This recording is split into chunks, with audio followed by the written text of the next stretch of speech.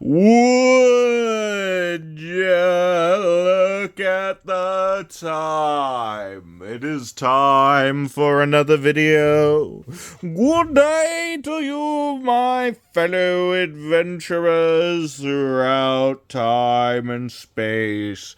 It is I, the Cowardly Time Lord, welcoming you to another LEGO review video. Today I'll be reviewing the Rebuild the Galaxy sets, which I quite enjoyed both watching the show and building these sets. Also, yes, that is a set I got on vacation. Put it there because it hasn't been on the wall previously. And my next planned build is going to be the Jabba sail barge and the Sarlacc pit. And then I'm going to get my other Jabba sail barge down from up on top of the shelf. And one of my previous Desert Skiff and Sarlacc pit sets. Not the most recent past one of the Desert Skiff and Sarlacc pit, but the one prior to that. Because I didn't get the last one before this one. Yeah. So, let's get on with this video. And I might do another video before that, because obviously the Jabba sail barge is going to take a while to build. So, yeah, I've got a plan for another video I want to make. I want to review all of my Jedi Starfighters that are this type of Jedi Starfighter, not the other type of Jedi Starfighter. Anyways, so here we have the Jadaki Warbird and the TIE Wing, I guess. Or is an X-TIE and a fighter wing? Well, yeah, so that'd be, I don't know. What do you want to call these? But the X-Wing TIE Fighter mashup. So I have them currently in their alternate forms. I will pause briefly and get them into their correct forms, I guess, is the best course of action for this. So, as for the actual TIE Fighter build, I think it's pretty good. The fact that the front canopy is not actually see-through is a little disappointing, but I will accept it.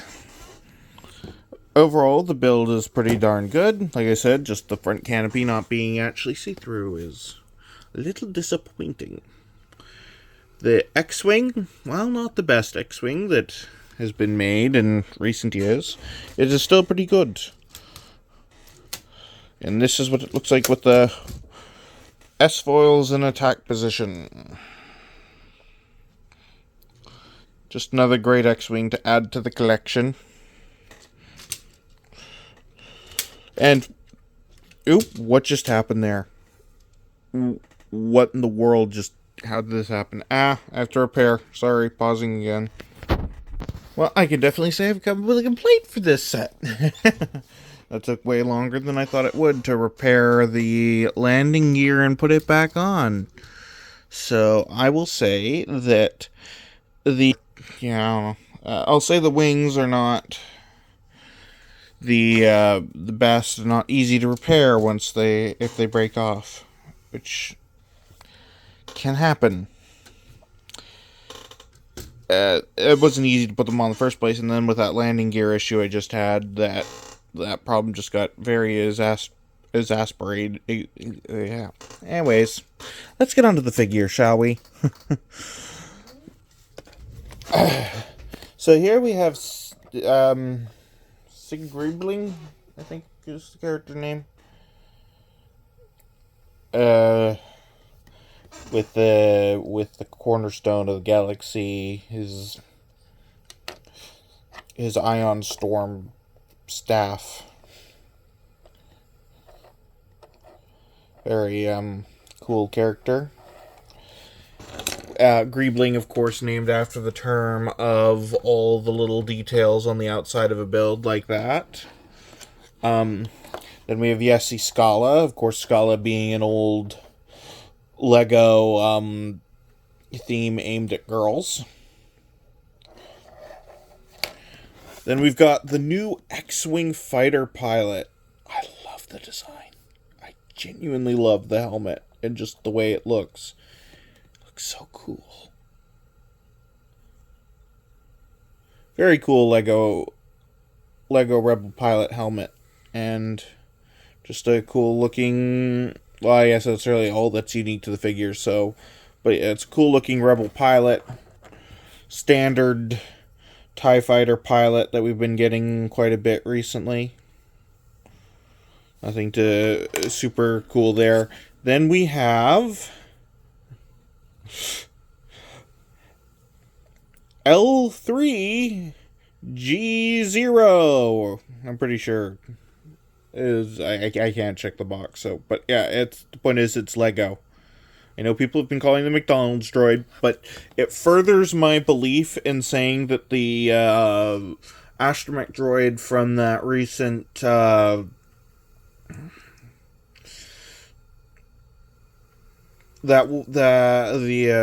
E-Wing Starfighter from it was already last year.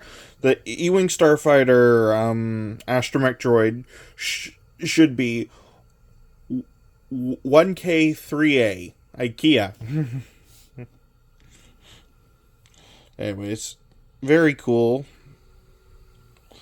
Astromech droid, always happy to have another astromech droid for the collection. And then we have the Dark Falcon. That's as much picking up of it as I'm going to do. Cockpit's pretty standard. Little cockpit for most of the past Millennium Falcon models. It's essentially the same as most of the past Millennium Falcon models, but of course different color and some unique design things that obviously come with it being the Dark Falcon. The panels are pretty good. I had some issues getting them on because of a new building technique they used. Obviously can't show it there. But yes, this hinge piece is made up with a black bar piece you have to slide in there. That proved to be difficult because I have big fingers. I don't know if you noticed, but I got big fingers. So doing that was annoying.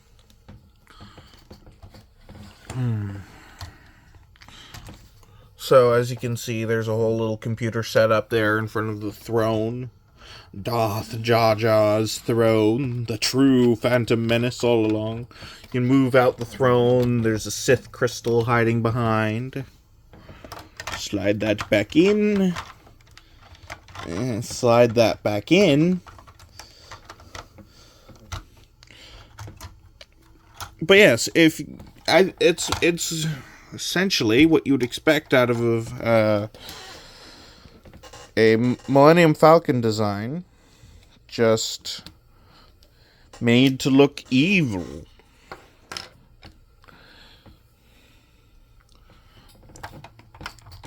And you can still load up 2 people to be in the center for the quad turbo lasers. The stickers on these sets were mostly okay, not too egregious, I would say, for the most part. Sure, I hate stickers, especially on circular pieces. That proves to be annoying. The standard beds, I think, are really well done for this set. Let's see, what else? What else I have to say? Oh, yeah. So, I think it's quite clever that these pieces actually more lock into place. So, you got the chairs, TV, with the classic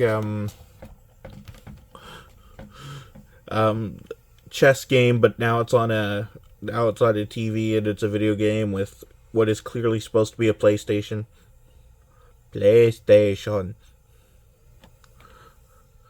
Controller, the actual game disc box.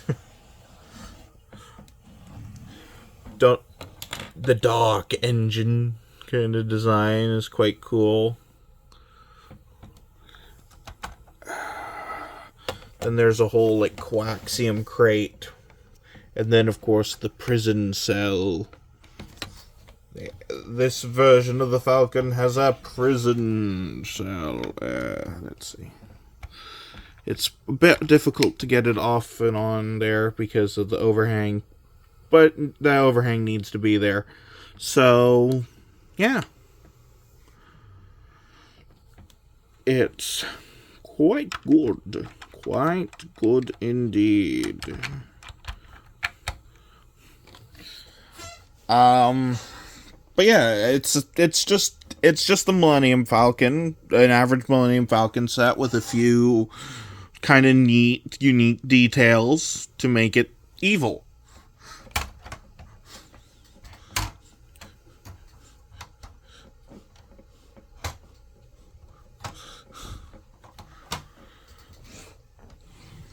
I really enjoyed Rebuild the Galaxy just as a whole idea and how it was executed.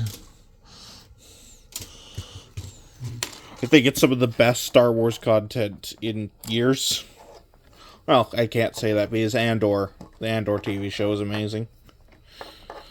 Anyways, so here's one of the best figures of the entire theme, in my opinion.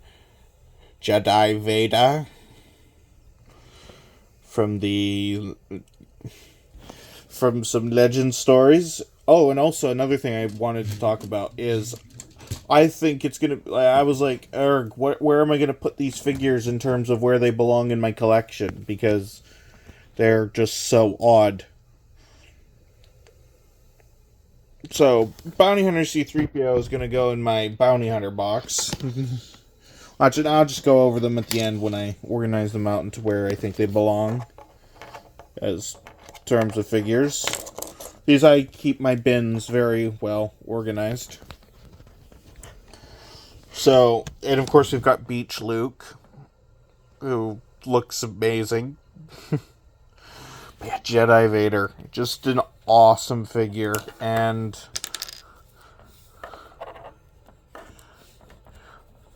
I love how they did a version of, come on, focus, of Darth Vader head that doesn't look burned at all underneath. Just a smiley old Darth Vader.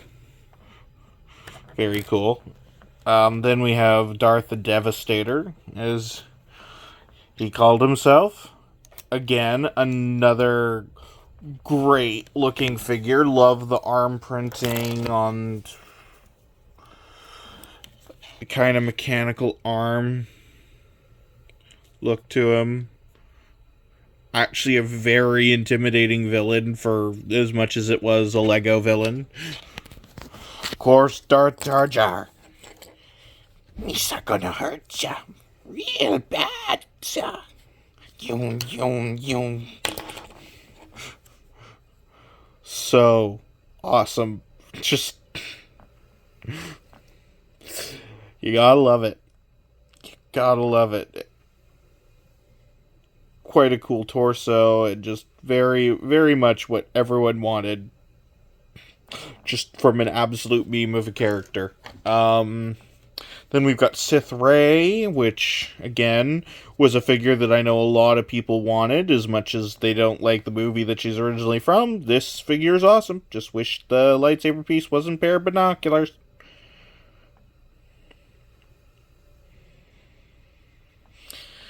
I'm honestly trying to decide if I just want to give her a black lightsaber hilt and then put it double-sided rather than it be this dumb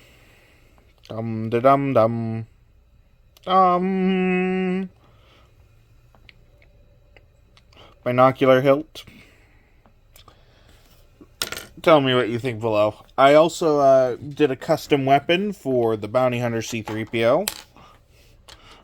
Don't know why, just figured that seems like the best choice for the Bounty Hunter C-3PO to have a gun like that. Now we are on to Jedi Bob's Starfighter. As I said before, I want to do a review with all the previous versions of this Starfighter that I have, which is most of them. As for it being one of the Jedi Starfighters, it's pretty standard. It's a great sort of halfway point between. Also, I love how there's just a random banana and milk carton inside the little hatch. But I like how it's sort of a combination between the regular versions of this Starfighter and the look of the Azure Angel from the original Clone Wars TV show. The Grandy whatever. Yeah. Anyways, the figures in this set are Jedi Bob. I'm not trying to remember the name from the actual show that he was given. Barbarius Afol, and I know Afol, adult fans of Lego. Very clever, very cool, very happy with the figure. Very awesome. Love how it's actually made to look like the printing is wearing off a bit. Got the classic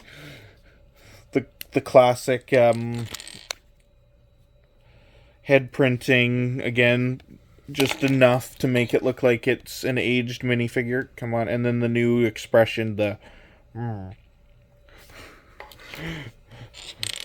very cool. Also, it's a figure with yellow printing in Star Wars. I know I don't personally like them, but I think that's so cool that they brought it back, and just it looks so good. I'm not old enough to have collected when Star Wars Lego figures still use yellow head printing, but even I could just, the nostalgia radiating off of this is amazing. I have like one yellow-headed figure in my whole collection. Yeah. Yeah. Well, besides like the anniversary ones. In my Star Wars collection, I should mention, because of course I have more, because yeah. Anyways. Then we've got Servo, the talking gonk droid with an Australian accent. Brilliant. Just very cool.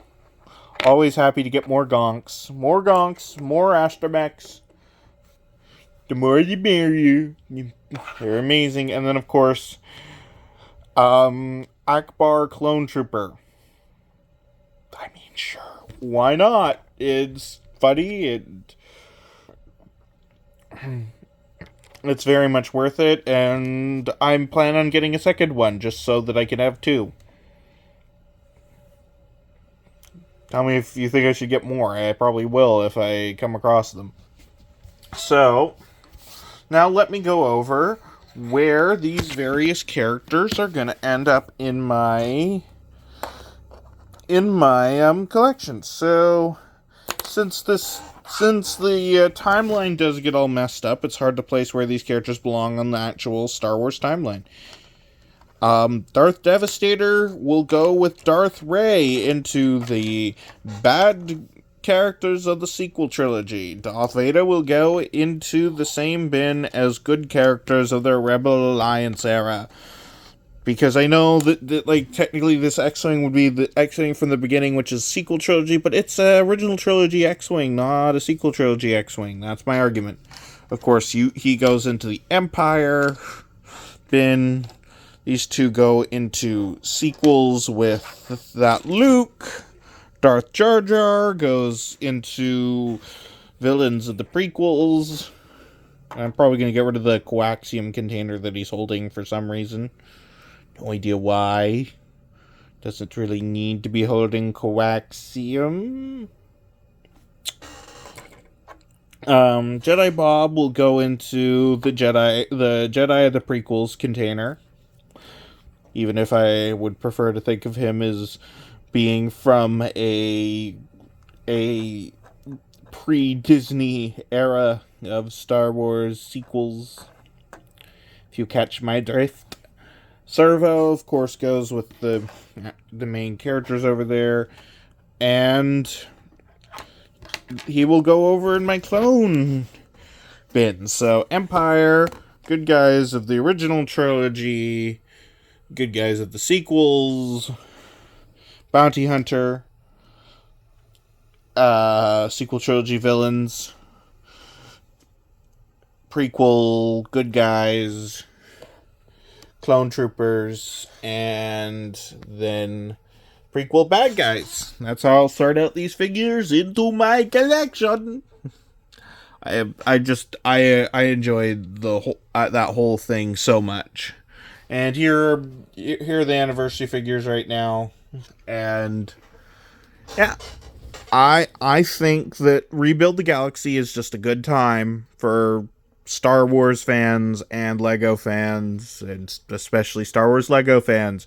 And I've enjoyed all three of these sets. There are some issues that mostly play into the fact that I've got big fingers, and it's getting difficult for me to build more and more these days. And yeah. Anyways, I hope you enjoyed this review video. So this looks like a good place to sign off for today's video.